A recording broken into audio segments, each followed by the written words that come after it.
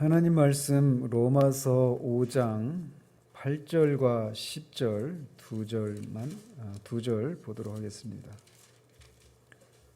로마서 5장 8절 10절 두 절 읽도록 하겠습니다. 같이 읽습니다. 우리가 아직 죄인 되었을 때에 그리스도께서 우리를 위하여 죽으심으로 하나님께서 우리에 대한 자기의 사랑을 확증하셨느니라.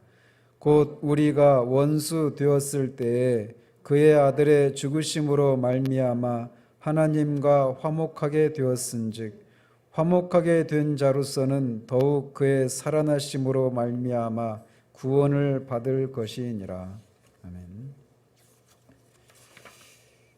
아멘. 지난주에는 11장 2항을 통해서 친인은 오직 믿음으로 충분하다라고 하는, 특별히 그리스도와 그의 의를 믿는 믿음으로 충분하다라고 하는 사실을 살폈고, 그래서 칭의의 유일한 수단은 믿음인데, 그리스도를 믿는 믿음뿐인데, 그 믿음이 참되다라고 하는 것은 선행의 열매를 맺는 것을 통해 입증된다라고 하는 사실을 살펴봤습니다. 오늘은 3항을 살펴보도록 합니다. 같이 읽겠습니다.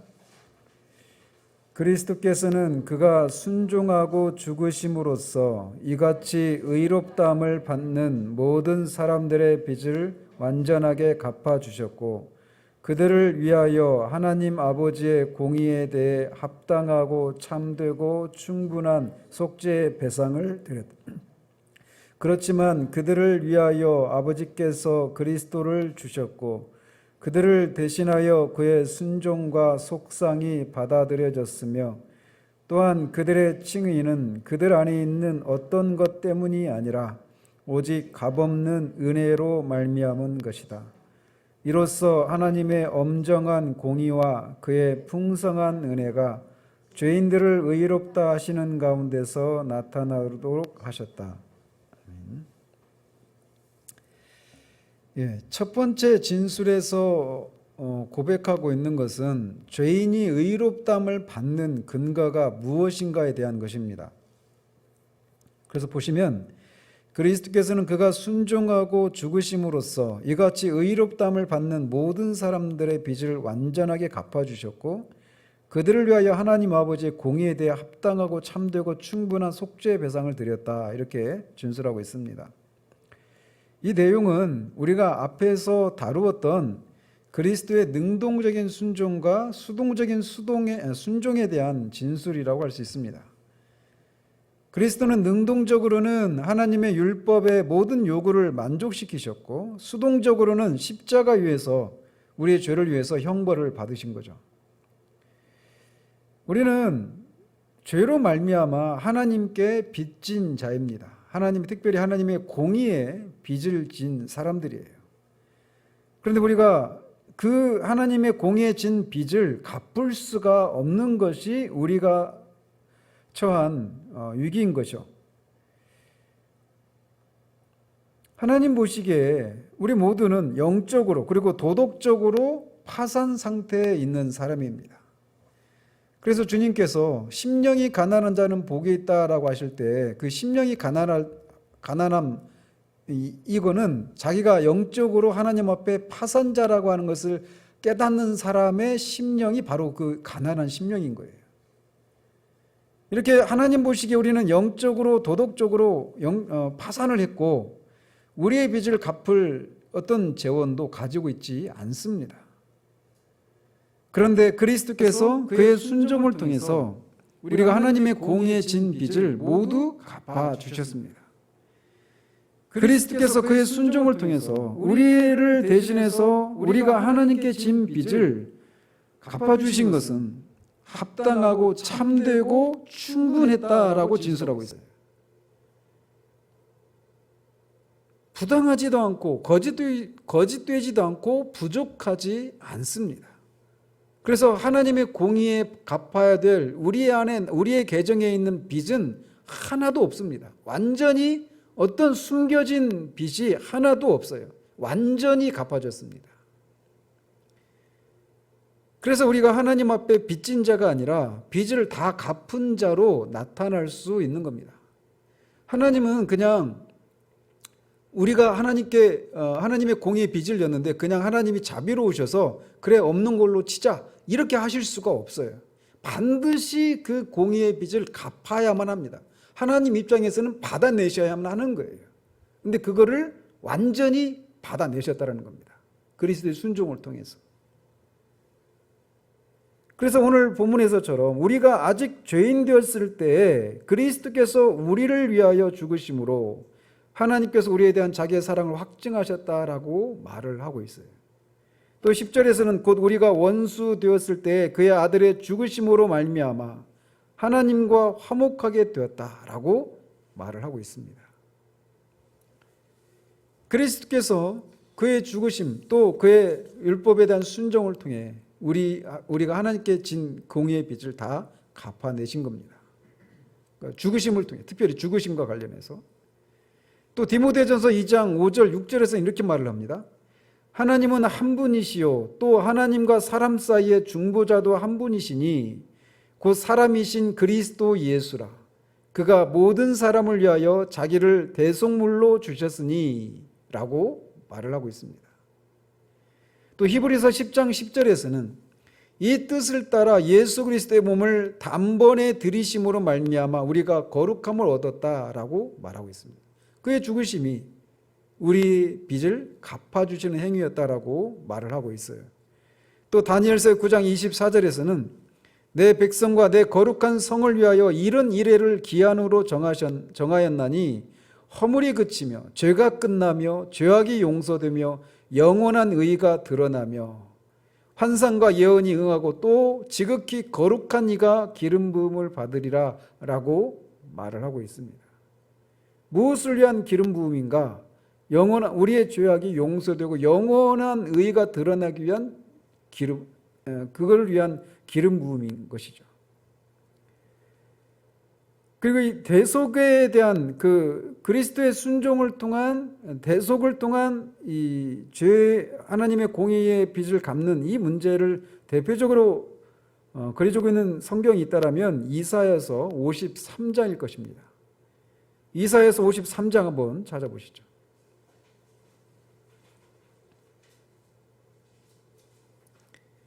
이사야서 53장 4절에서 6절까지 먼저 보도록 하겠습니다. 같이 읽습니다. 그는 실로 우리의 질고를 지고 우리의 슬픔을 당하였거늘 우리는 생각하기를 그는 징벌을 받아 하나님께 맞으며 고난을 당한다 하였노라. 그가 찔림은 우리의 허물 때문이요 그가 상함은 우리의 죄악 때문이라. 그가 징계를 받음으로 우리는 평화를 누리고 그가 채찍에 맞음으로 우리는 나음을 받았도다. 우리는 다 양 같아서 그릇 행하여 각기 제 길로 갔거늘 여호와께서는 우리 모두 죄악을 그에게 담당시키셨도다. 여기서도 계속 4절에서 6절까지 계속 한결같이 말하고 있는 것은 그리스도께서 여기서 말하는 그는 메시아죠. 고난받는 메시아를 말하는 겁니다. 즉 우리 주 예수 그리스도를 가리키는데 그가 찔린 거, 그가 상한 거, 그가 채찍에 맞은 거 그거는 다 그 결과 우리가 낫고 우리가 그 하나님 앞에 죄 사함을 받기 위한 그 대속의 행위였음을 그렇게 말하고 있는 겁니다. 그것을 위해서 여호와께서 우리 모두의 죄악을 그에게 시키셨다라고 말을 하고 있는 겁니다. 또 10절에서는 이렇게 말을 해요. 여호와께서 그에게 상함을 받게 하시기를 원하사 질고를 당하게 하셨은즉 그의 영혼을 속건제물로 드리기에 이르면 그가 씨를 보게 되며 그의 날은 길 것이요 또 그의 손으로 여호와께서 기뻐하시는 뜻을 성취하리로다. 여호와께서 메시아에게 그리스도에게 상함을 받게 하기를 원하셔서 그가 질고를 당하게 하셨다라고 말하고 있어요. 무엇을 위해서? 우리를 낫게 하시기 위해서. 또 12절에서는 그러므로 내가 그에게 존귀한 자와 함께 몫을 받게 하며 강한 자와 함께 탈취한 것을 나누게 하리니 이는 그가 자기 영혼을 버려 사망에 이르게 하며 범죄자 중 하나로 헤아림을 받았음이니라.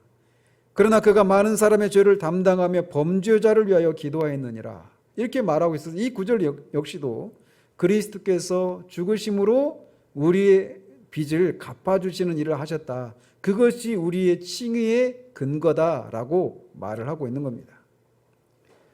첫 번째 진술이 이렇게 우리의 칭의의 근거가 그리스도의 순종의 결과다, 순종이다라고 하는 것을 말해주고 있다면, 두 번째 진술은 이렇습니다.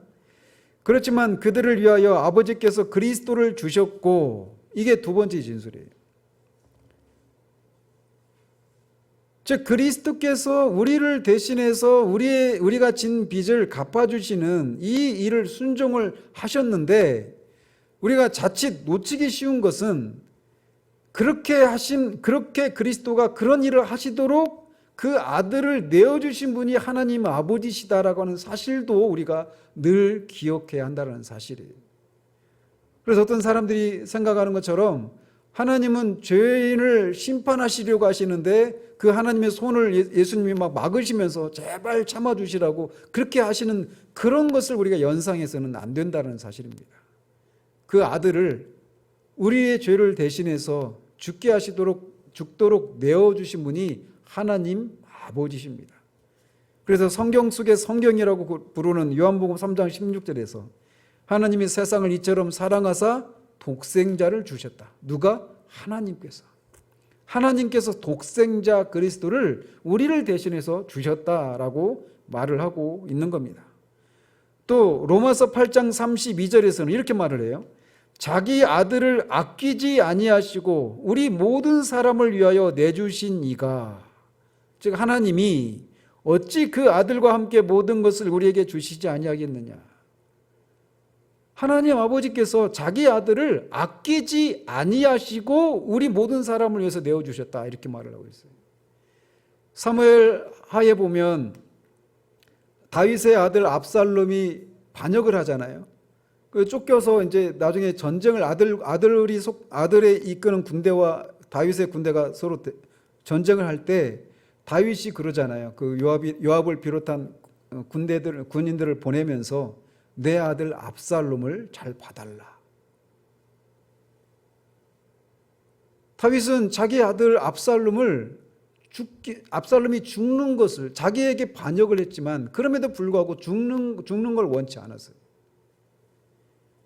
그러다 결국 죽었죠. 죽은 이를 인해서 내 아들 압살롬아, 내 아들 압살롬아 라고 하면서 막 슬퍼했어요. 자기 아들이 죽는 것을 원치 않았고 또 아들을 아꼈던 거죠. 그런데 하나님께서 자기 아들을 내어주시되 아끼지 않으셨다라고 말씀하고 있어요. 아끼지 않으셨다라는 얘기는 하나님께서 그 아들에게, 저와 여러분들에게 쏟아야 될 그 진노를 하나도 남기지 않고 다 쏟으셨던 겁니다. 포르오셔가 말하는 것처럼 그야말로 진 이겨버리신 거예요. 아버지께서. 왜요? 우리를 사랑하시니까. 사랑은 바로 거기에 있는 거예요. 자기 아들을 아끼지 않으셨습니다. 그런 심판을 자신으로부터 받을 것을 하나님이 아셨음에도 불구하고 아끼지 않으시고 모든 사람을 위해서 자기 아들을 내어주셨어요. 이게 사랑입니다. 성경은 그것을 사랑이라고 말을 해요.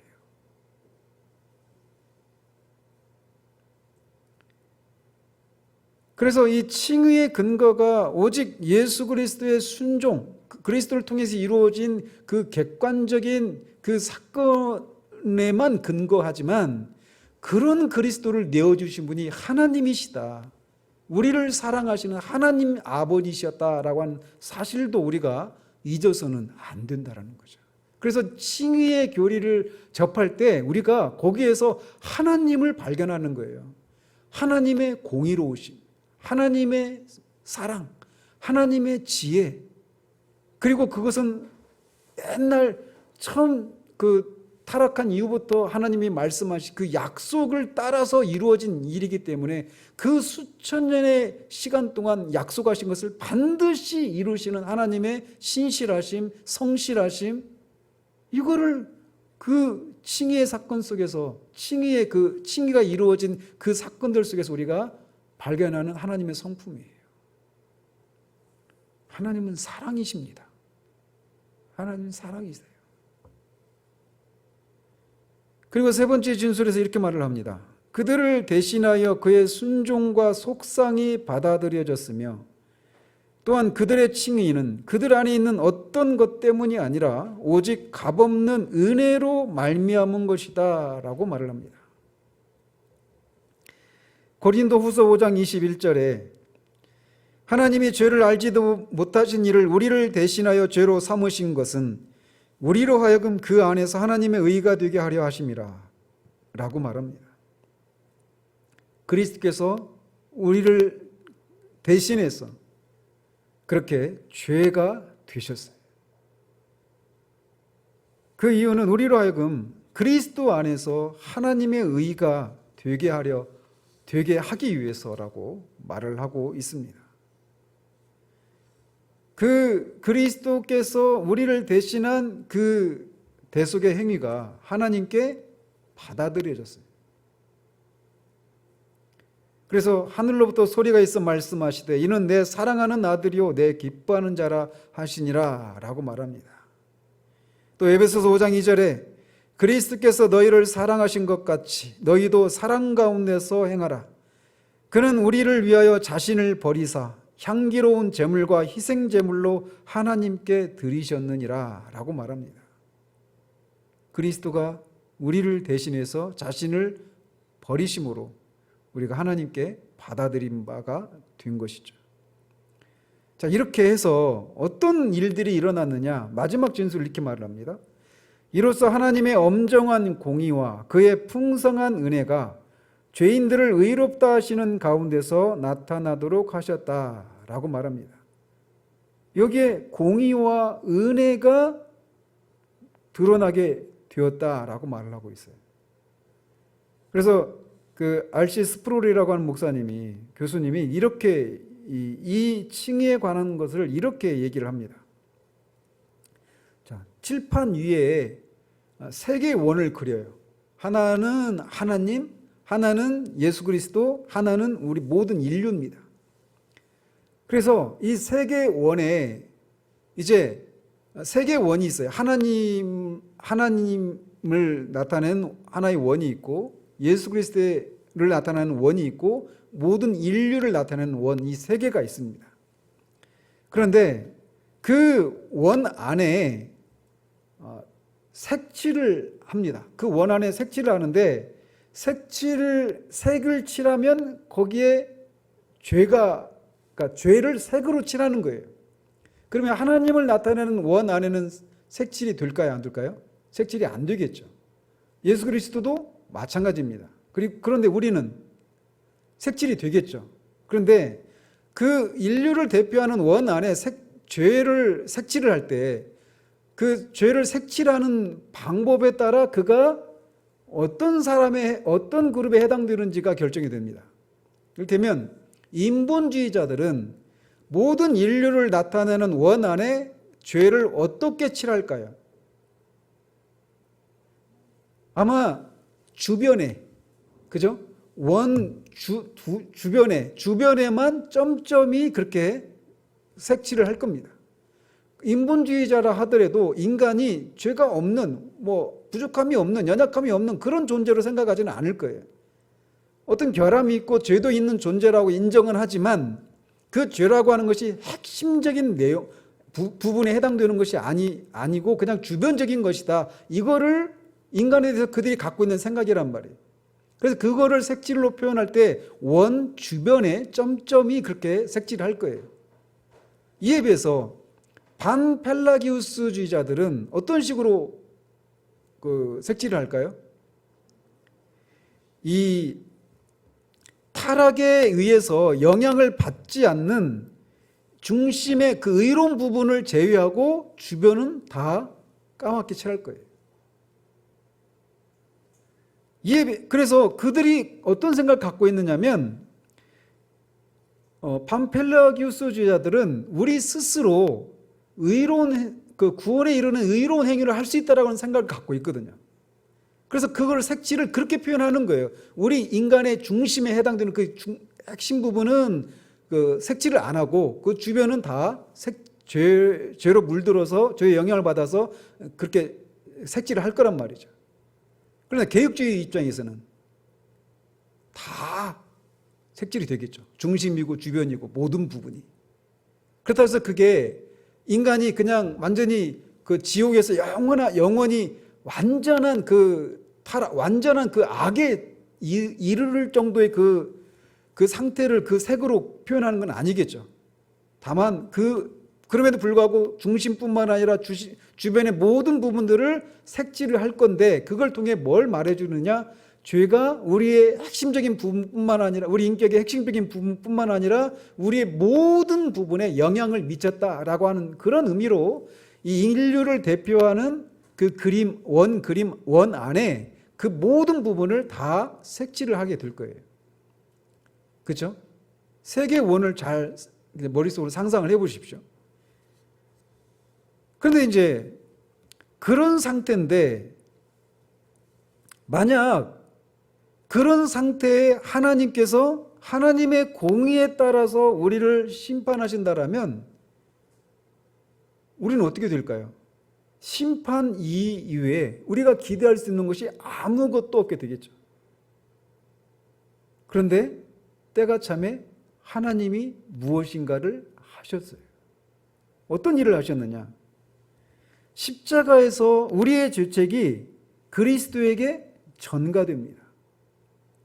자, 죄로 물들어 있는 그래서 원 안이 다 새까맣게 칠해져 있는 그 죄책이 그리스도에는 뭐가 있어요?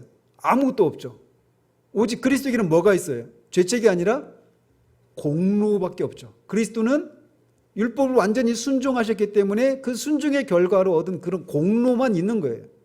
그런데 우리 쪽에 있었던 그 죄책이 그리스도에게로 옮겨지는 겁니다. 십자가에서. 그 결과 어떻게 되느냐? 그리스도는 하나님 보시기에 매우 혐오스럽고 더러운 존재가 됩니다. 그리스도는 스스로 우리의 모든 죄책과 오염을 지시고 우리를 위해서 저주가 되어주셨습니다. 그래서 우리의 죄책이 그리스도에게 옮겨지는 이 거래에서 무슨 일이 일어났는지 우리가 속속들이 알 수는 없어요. 그렇지만 그리스도께서 십자가 위에서 엘리 엘리 라마 사박다니라고 외치신 이것은 이 일이 일어났기 때문에 그런 외침이 있을 수 있었던 것이죠. 하나님 아버지께서 보시기에 십자가 위에 있는 그리스도는 우리의 그 죄책을 지셨기 때문에 완전히 혐오스러운 존재로 보인 것입니다. 거기에 하나님의 진노를 다 쏟아 부으신 거죠. 자, 그러면은 이렇게 우리의 죄책이 그리스도에게 전가되면 우리를 나타내는 원 안에는 색칠이 되어 있을까요? 없을까요? 색칠이 안 되어 있습니다. 모든 죄가 제거되어 있어요. 그래서 하나님 보실 때 우리가 어떤 사람으로 나타날까요? 죄가 없는 사람으로 하나님 우리를 간주하시는 거예요. 왜냐하면 하나님은 우리 대신 누구를 보시기 때문에? 그리스도를 보시기 때문에.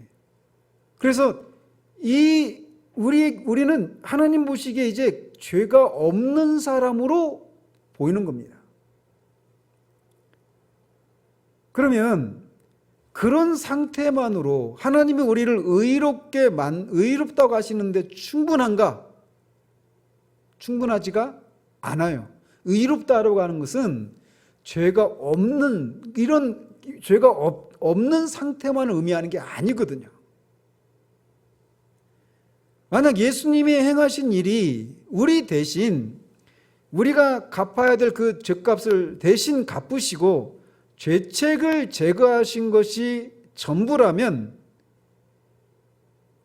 그리고 그것이 우리의 구원의 전부라면 우리는 어떤 상태로 되돌아가는 것에 불과할까요? 아담과 하와가 에덴 동산에서 죄를 지은 것이 죄를 짓기 전의 상태로 돌아가는 것에 불과해요. 그죠? 그 아담과 하와가 선악을 따먹은 것을 통해 하나님의 계명을 불순종하고 죄를 짓기 전에는 그들은 죄가 없는 상태였어요. 근데 예수님이 우리의 죄책을 예수님께서 전가 받으셔서 하나님 보시기 우리가 죄가 없는 상태로 보이는 것이 우리 구원의 전부라면, 그것이 의미하는 것은 에덴 동산에서 죄가 없는 상태의 아담과 하와의 상태로 돌아가는 것에 불과하게 되는 거예요. 그 사실이 뭘 의미할까요? 그 얘기는 우리가 타락할 수 있다 없다? 네? 다시 질문할게요. 놓쳤죠? 자, 하나님 보시기에 우리가 그리스도께 우리의 죄책이 옮겨졌어요. 그래서 하나님은 그리스도를 통해 우리를 보시기 때문에 그때 그 상태에 우리는 죄가 없는 상태예요. 죄가 없는 사람으로 여겨져요, 하나님 앞에. 근데 죄가 없는 상태는 타락하기 전에 아담과 하와의 상태란 말이에요. 그러면 그 상태가 구원에 이른 상태인가요? 아니죠. 왜 그래요? 죄가 없는 아담이 어떻게 됐어요? 나중에 타락했죠. 그래서 우리가 의로우려면 뭔가 추가적인 일이 필요한 거예요. 그죠? 죄책이 그리스도께 옮겨져서 우리의 죄가 없어지는 것, 그것 이외에 더 무엇인가가 필요한 거예요. 이것은 마치 에덴 동산에서 아담이 죄가 없는 상태가 그가 완전히 구원에 이른 상태가 아닌 것처럼 말이에요. 그에게는 뭐가 필요했어요? 순종이 필요했죠. 그래서 생명나무가 상징하고 있는 생명을 얻어야 그가 완전한 구원의 상태에 이르는 거란 말이에요. 그죠? 그러면 그렇게 아담이 하나님의 어떤 일정한 유예 기간이 있었잖아요. 시험 기간이. 그죠? 그 유예 기간 동안 그가 그 시험에 통과했으면 생명나무가 상징하는 그 영생을 선물로 받았을 거란 말이에요. 그죠? 근데 그 일에 실패했어요. 그래서 아담은 죄가 없는 상태가 그가 구원의 상태가 아니라 하나님의 뜻을 일정한 기간 동안 순종하는 것을 통해서 생명을, 영생을 얻는 그 일이 있어야 된단 말이에요. 그게 완전한 구원의 상태란 말이에요. 그래서 이중적인 전가가 그래서 이루어졌던 것입니다. 왜 이중적인 전가인가? 우리의 죄책이 예수님께 전가되었어요. 첫 번째 전가죠. 근데 이 전가로 우리는 죄가 없는 사람이 되었어요. 근데 우리에게 필요한 건 뭐예요? 죄가 없는 상태가 아니라 더 적극적으로 하나님의 뜻에 순종하는 것을 통해서 의로운 상태가 되어야 되는 거예요. 아담이 순종해야 되는 것처럼 말이죠. 그래서 우리의 죄는 그리스도에게 전가되고 그리스도의 의 또는 공로가 우리에게 전가되는 일이 있었던 겁니다. 이 이중 전가인 거예요. 그래서 우리의 칭의의 근거는 우리 자신의 믿음이 아니라 우리에게 전가된 그리스도의 공로와 의입니다. 믿음이 하는 일은 그리스도의 의를 신뢰하고 붙잡고 받아들이는 것이 전부예요. 믿음은 우리 구원의 객관적인 근거인 그리스도의 의에 대한 우리의 주관적인 반응입니다. 그래서 우리의 구원은 우리의 죄책을 그리스도에게 전가하고 우리에게 그분의 완전한 의를 전가하는 이중적인 전가에 기초하고 있는 거예요. 그래서 왜 자꾸 능동적인 순종이냐 수동적인 순종 이런 걸 나누는 이유가 바로 여기 있는 거예요. 아담이 구원받은 그 상태가 어떤 것에 의해서 주어지게 되는가를 생각해 보면 이게 이제 우리에게 잘 전달될 수 있는 거죠. 그리고 이런 이중적인 전가는 언제 이루어집니까? 우리가 믿을 때 일어나는 거예요. 우리가 믿을 때 이 이중적인 전가가 발생을 합니다. 우리가 그리스도를 믿는 순간 그리스도가 가지고 있고 그분에게 속해 있는 모든 것이 우리의 것이 되고 우리에게 속한 모든 것이 그리스도의 것이 되는 겁니다. 이런 일이 일어날 때 하나님의 엄밀한 공의와 부요한 은혜가 죄인의 칭의 가운데 영광을 받게 되는 겁니다.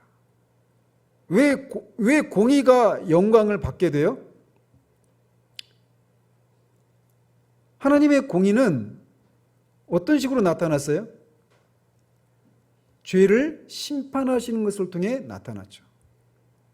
아들을 죄인을 대신해서 심판하시는 것을 통해서 하나님은 죄를 반드시 심판하시는 분이시다라고 하는 것을 나타내신 거예요. 하나님은 자신의 공의를 타협하지 않으시고 스스로 의로우시기를 그치지 않으십니다. 그리고 은혜는 어떻게 나타났어요?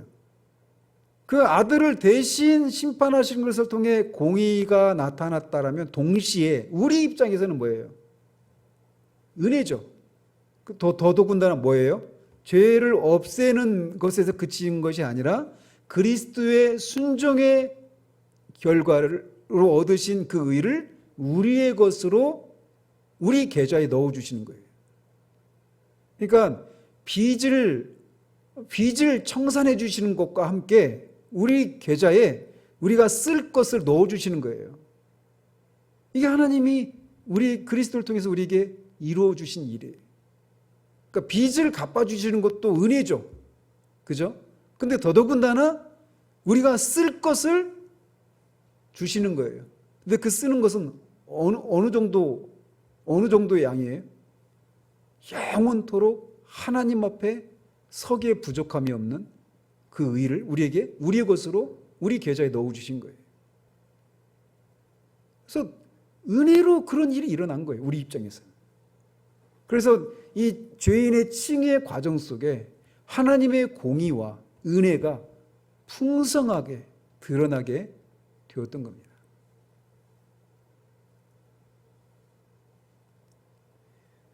그래서 우리가 뒤에 이제 부르게 될 찬송 가사이기도 하지만 빈손 들고 앞에 가 십자가를 붙드네 의가 없는 자라도 도와주심 바라고 생명샘에 나가니 나를 씻어주소서.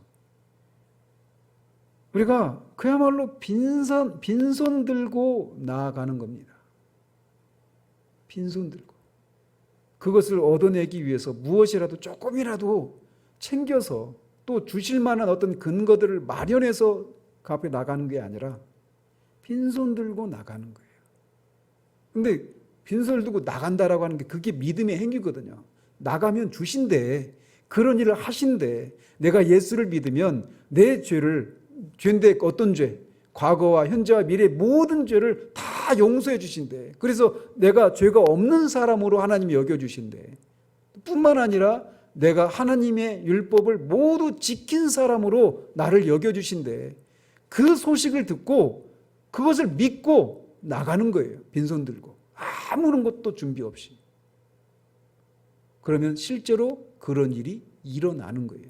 그것을 나갈 때 하나님이 우리의 죄를 없애주시고 그리스도의 의를 우리 계좌에 넘겨주시는 그런 일들을 하시는 겁니다. 그 일을 그리스도의 완전한 순종을 통해 하신 거예요. 우리 칭의 근거는 오직 그 그리스도의 사역에 근거합니다. 그리고 또 덧붙여서 그 그리스도를 보내신 분이 바로 우리 하나님 아버지십니다. 그리스도는 그런 은혜를 받은 사람들이에요. 기도하겠습니다. 하나님 아버지, 우리의 칭의의 근거가 무엇인가를 다시 한번 또 살핍니다. 그리스도께 우리의 죄책이 옮겨지고 그리스도의 의가 우리에게 옮겨지는 이 이중전가, 거기에 우리의 칭의의 근거가 있음을 우리가 살폈습니다. 그 일은 이미 완전하게, 충분하게, 참되게, 합당하게 이루어진 일임을 우리가 기억할 수 있도록 도우시옵소서. 우리 칭의의 근거를 우리 자신에서 자신에게서 찾으려고 하는 한 우리는 결코 쉼을 누릴 수 없습니다. 그러나 우리 밖에서 그리스도께서 그의 완전한 순종을 통해 완전하게 합당하게 이루어 놓으신 그 흔들리지 않는 그 사실에 우리의 칭의의 근거를 삼을 때 우리는 우리가 어떤 상태 가운데 있더라도 그 완전한 구원을 우리가 감히 노래할 수 있고 찬양할 수 있음을 우리가 주님 앞에 고백을 드리며 그런 은혜를 허락하신 하나님께 감사를 드립니다.